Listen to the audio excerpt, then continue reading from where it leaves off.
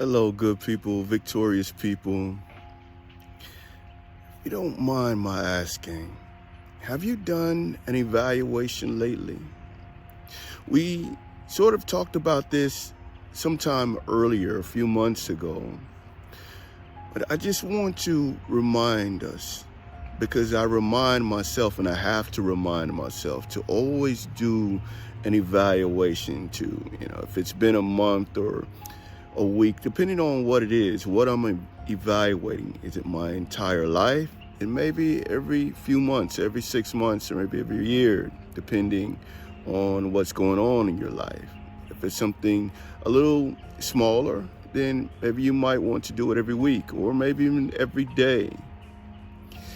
But just speaking on evaluations, it's one of those things that people generally don't like to do. Even, if they think about it at work, you say, I'm having an evaluation. Oh my goodness. You just start to get a little jittery, a little nervous.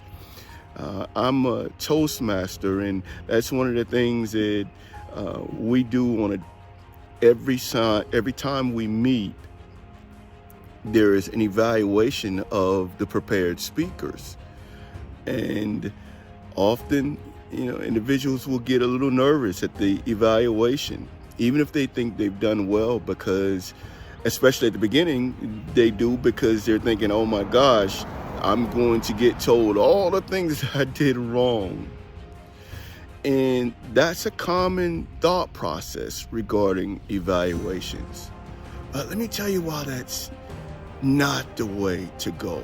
When you think about an evaluation, what it's supposed to be is an opportunity for you to learn how you can get more out of whatever it is that you've done. If you've painted a picture and someone evaluates it, you have an instructor, what have you, they're going to tell you what things you can do to make your picture even better. They're going to congratulate you on the strokes that were incredible, that were awe-inspiring, that were ingenious. But then they're also, if it's a great instructor, they're going to share with you certain aspects of the painting where it could be even better. It's all a part of being on your road to victory, the learning, the self-learning, as we talked about in a different video. Same thing, like I said, when you're at work, you think about, the job you've been doing, you've been busting your butt, and you're getting ready for an evaluation from your supervisor. You walk into that office often on defense mode. But really what should be happening is you walk into that office on I'm ready to learn mode. I'm ready to get out of this, to learn what I can do to get more bang for my buck, to get more mileage for the energy and the effort that I'm putting out, to get more for what I'm doing. And that's what an evaluation should be. That's the way it should be looked at and seen. And that's the thought process, the mentality that you have to have in order to get the most out of it. Because if you walk in to a situation or you're listening to a person and they're giving you an evaluation on something and you're defensive, you can't hear anything that they're telling you that might help you, because you're locked in on you don't like this, or you're telling me what I did wrong. And often it's not a matter of wrong, it's just a matter of this is a different way of doing it. And just to go back to Toastmasters, one of the things that we always share and we remind each other is that just because one person or even 3 people might feel that this certain thing should have been done or should not have been done, that doesn't mean that you have to change it. It does, however, mean that you should consider it, think about it, contemplate on it. And afterwards, if you say, no, this is exactly what I meant, and this is the way I want to say it, or this is the way I want to do it, and you go forward with it. But an evaluation is just an opportunity to take advantage of someone else's opinion, and even more important, of your own opinion. I evaluate everything I do. Everything I do. And one of the common things that I realize, okay, this isn't perfect. And for a long time, it took me a long while to say, okay, this isn't perfect, but it still has to go. We still have to keep moving, because you're not going to be perfect. Certainly not at the beginning, and maybe even not at the end. But you put your most into it. You put your best into it. And anytime you put your best into it, you put your passion into it, it can be felt. When you put your heart into something, and that heart can take it a lot further than polish will take it. You know? So that's one of the things you have to always think about when you're doing that self-evaluation or having an evaluation by someone else. It doesn't have to be perfect, but at the same time, you do want to give your best, do your best, give your all, especially when you're doing something for someone else. Because when you're doing it for someone else, you want them to get the best product that you have to offer. Because that product that you have to offer, it represents you. So there's just multiple reasons, it's multifaceted why you want to have those evaluations, why you want to listen with an attentive ear, with an open mind, a supple mind.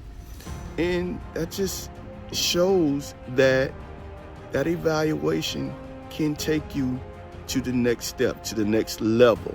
And that's what we always want to do. We want to level up. We don't want to be mediocre. We don't want to stay where we are, remain stagnant. Stagnant water isn't good to drink. So you won't want to serve anyone in this stagnant water. And you're fluid. You're fluid. You move, you grow. So you can't be stagnant. You have to be like freshly running water. Clear water. Clear energy. Giving your best. Giving your all. In order to receive your all, you have to receive what is being shared with you. Doesn't mean you have to keep it, but just receive it and contemplate on it, consider it deliberately, and then move forward. Of course, you know, that's always my message. Never stop moving forward. To give you an example, I had a friend to tell me, he said, well, you know, WC, your videos, you know, you should go and get into a studio. You should find another spot where you can be professional. Well, that's not feasible at the moment. And most of the times it's not feasible because I like to give when I get. So when I get a message, when it comes to me, I want to give it to you. And if I'm at my home office, and I'm going to step outside and I'm going to give it to you. So it may not be the best view, but the view isn't what counts. It's the message. And so what I did, I thanked my friend. I said, you know, you're probably right. I'm sure you are right. However, what's most important to me is getting the message out. So that's one of those times when, yes, you accept it and you don't get upset or what have you. You accept it.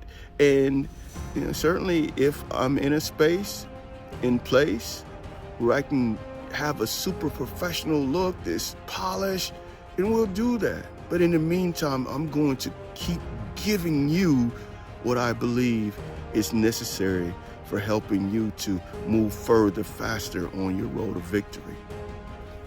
At the same time, you know, I've received evaluations on speeches that I've done. And I remember one in particular. I was doing a commencement speech, and there were some individuals who were in sign language, and so I had an interpreter there. And in my speech, at one point, I kind of dropped to a knee And my person that evaluated it later, the speech, it was on video, and they evaluated it, said, gosh, you probably should have left that out. That made it difficult for the interpreter, and obviously the interpreter didn't know you were going to do that, and so they had to quickly drop to their knee when you did what you did. And and I could have said, well, look, I got a standing ovation. There were thousands of people there. I got a standing ovation. They loved it. They clapped. Da, da, da, da, da, da. No. I understand. I get it, why that might have been a little difficult. And it taught me to make sure if there are certain movements that I'm going to do during a presentation and I have an interpreter or even camera person following me, I need to let them know ahead of time that there's going to be this abrupt movement. Yeah, you have to learn and listen and take those evaluations for what they are. Opportunities to learn. And that's what we have to do. We have to fan those flames of self-learning as we move on our journey. Friends, victorious people, I call you that because that's what you are. Because if you were not watching this, then you would not have an interest in moving further, faster, in being your best you. And just that one implementation of wanting, that's the beginning. We have to want to be our best. And in being our best, we have to receive those opportunities and make the most of them so that we can go further, faster, and do it with a better quality or the most quality possible. It's like this, with evaluations in our hearts and our minds towards being our best selves, I will see you on the road of victory. And yes, I encourage and wish and pray peace, love, and happiness for you and your loved ones.